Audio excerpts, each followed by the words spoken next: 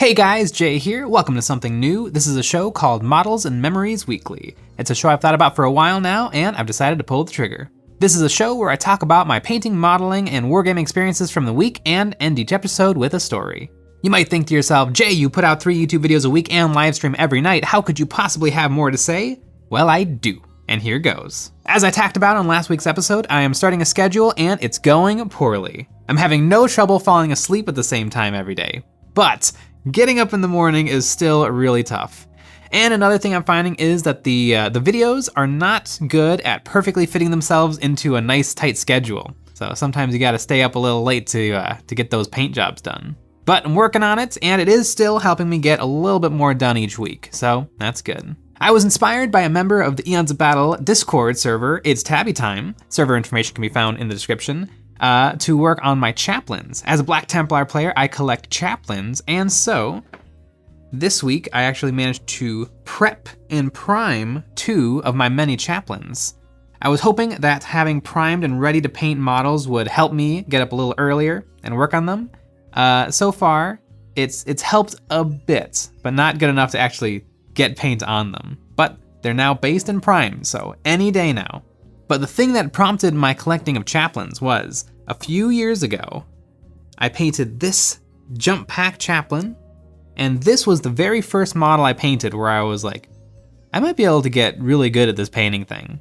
Because up until then, I had done lots and lots of army painting, but I had never really gone in and invested tons and tons of time into my paint jobs. I painted everything well, but I had never painted anything where I was like, yeah, all right. Now it's a party.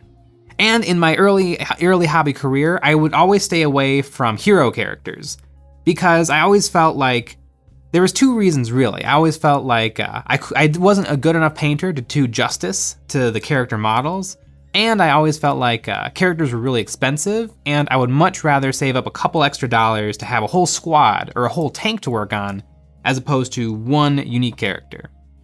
But after painting this guy, the floodgates were opened, and I have since collected just about every Chaplain model Games Workshop has ever made. These 2 friendly Chaplains are resin. They are fail cast, although these were pretty good. It is the original, or not the original, but it is the classic Space Marine Chaplain with the skull shoulder pad and the skull face, and then the Power Fist and Crozius Chaplain.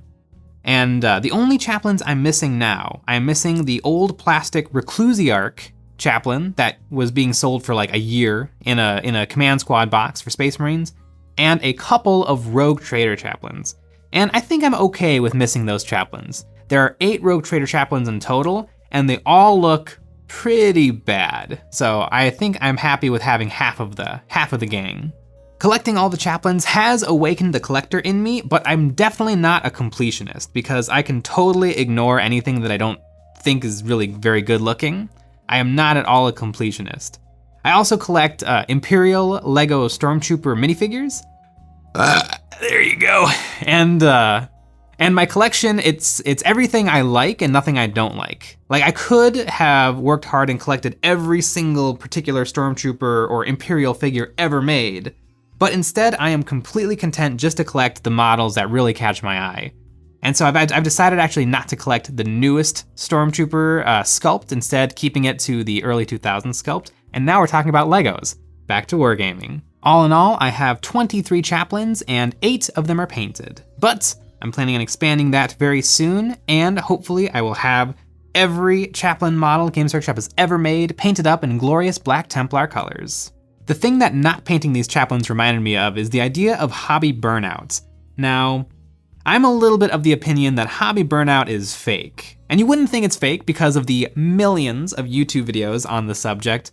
But I don't know, I'm kind of the opinion of if you're burnt out of hobbying, don't do it. I mean, why not? Like, why not say, I just do not want to be painting my Space Marines right now. I'm gonna play Terraria, or I'm gonna play any video game, or I'm gonna watch a movie. I'm gonna get into Breaking Bad again. I mean, why do you have to paint stuff? The only reason, the only thing I can think of is why you have to paint stuff is if you have games coming up. But here's the dirty little secret that no one tells you about, really. Playing with painted models is not the miracle experience that you might imagine it is. It's fun, it's nice to look at a nice table with nice terrain and nice models, but it really doesn't diminish the playing experience a huge factor of playing with built models versus playing with perfectly painted models. So I think if you don't really feel like painting, you probably shouldn't paint. But there is something to be said for, other things are so much easier to get into. It's easier to start a movie, it's easier to start a video game than it is to paint models. So sometimes it might be worth it to sort of force yourself to paint a little to start that snowball rolling again, so that you're getting the mood to paint and you'll paint more things.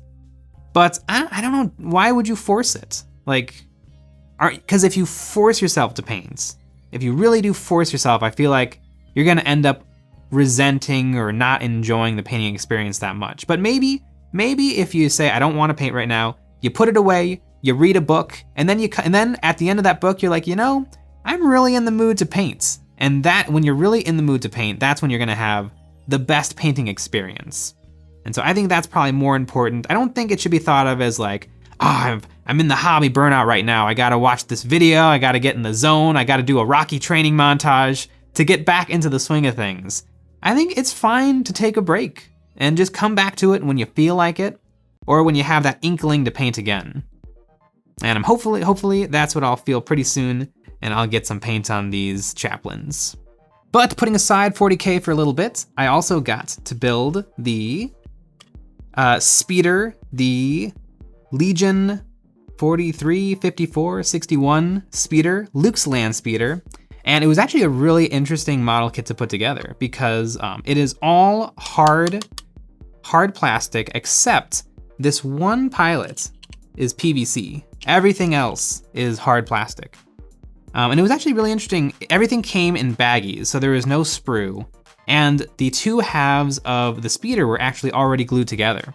So I don't know exactly how that works in terms of the factory situation, or does quality control put everything into bags, or do they have magical machines, the machines that pour the chicken nuggets into the boxes? But it is a super, super fun model, and I'm really excited to get to paint it. I think I'm gonna be doing some fun stuff with the clear windshield. I watched Sarastro's video again, and he misted the entire windshield, but I think what I might do is there's a trick you can do with cotton, where if you hold cotton and then airbrush, it'll kind of give you a feathered appearance. And so I might do that to make it look like there's dirt and grit has splattered up on the windshield. And I might even take a hot pin and try to poke some holes to make it look like laser blasts have already hit the speeder. But I'm very excited, and there's a monstrous big base to play with. And you all know, if you've ever spent some time on Eons of Battle, we like basing here. So I'm very excited. One more kit for the Star Wars Legion army. Other than these models, I've been painting up a storm for the channel. On stream, I've been painting up some Malifaux minions, which has been lots of fun, and I spent a buttload of time painting up something for an upcoming video that you'll see soon. So we're getting to the end of this episode, and it's time to wrap up with a story. As you can see behind me, there are many objects filling up the shelves of my YouTube set, and these are all objects from my life, and I didn't purchase them for the explicit purpose of filling up a YouTube set. These are all my stuff. This is the stuff I've collected over years and years of nerding and geeking and building. And I'm gonna end every episode with an example of the story behind each one. So this week, I'm gonna talk about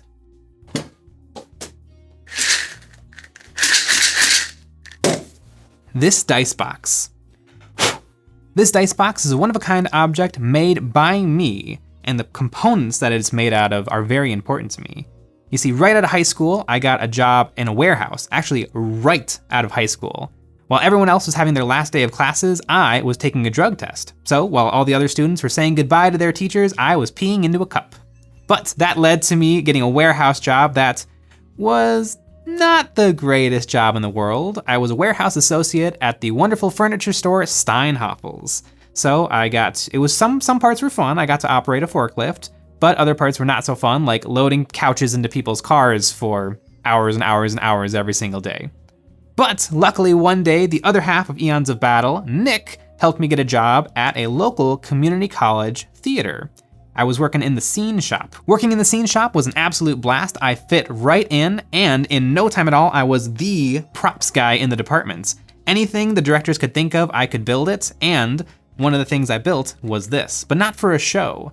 This was built out of recycled materials from one of the shows. One day in our recycling bin, I saw this wonderful iris. This is a component from a lighting instrument.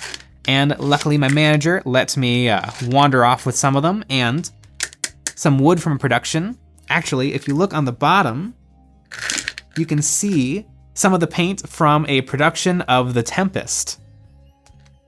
Which is just hilarious to me. I remember putting this together and then sanding this thing for hours and hours and hours until it was absolutely shiny. I coated the outside of it in fiberglass, which somehow didn't dry sticky. I've had mixed results with fiberglass, but it is smooth like glass, and the iris has been JB welded on top of it. I mean, just look at that.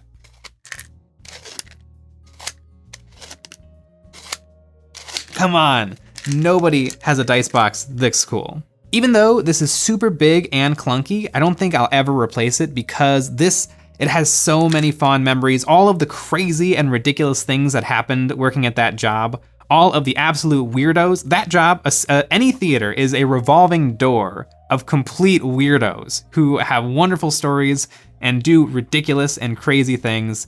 And it was so much fun working there for a time. I mean, that job, it's one of the big reasons that I'm doing EOB now. This piece will always be a reminder of that job and that scene shop and working with my favorite manager I've ever had, chit-chatting about Star Wars all day long and talking to all of the wonderful weirdos that ended up working at that place.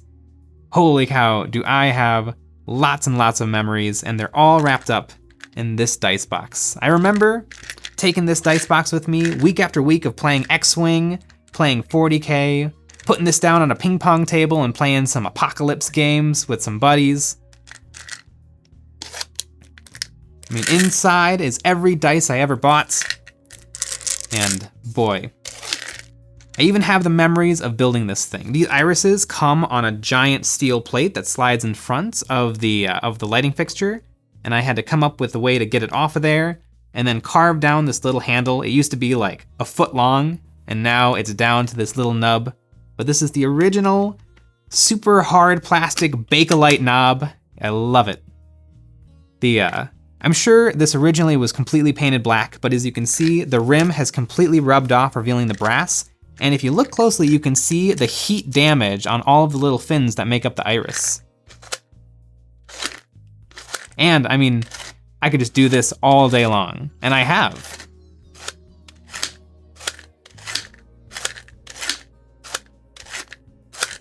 I'm sure these days you can find sleeker and sexier dice boxes and dice bags and all different types of things to hold all of your dice, but for me, this will always be the perfect dice box. It'll remind me of that time and the memories I have and the memories I had when I made this thing. It may not be perfect, but it is my dice box, or tube. Well, that's all I got for this episode of Models and Memories Weekly. I hope you enjoyed, and I want to leave you with a little tease for next week. Please leave a comment if you know what this is. I hope you enjoyed, and as always, thanks for watching.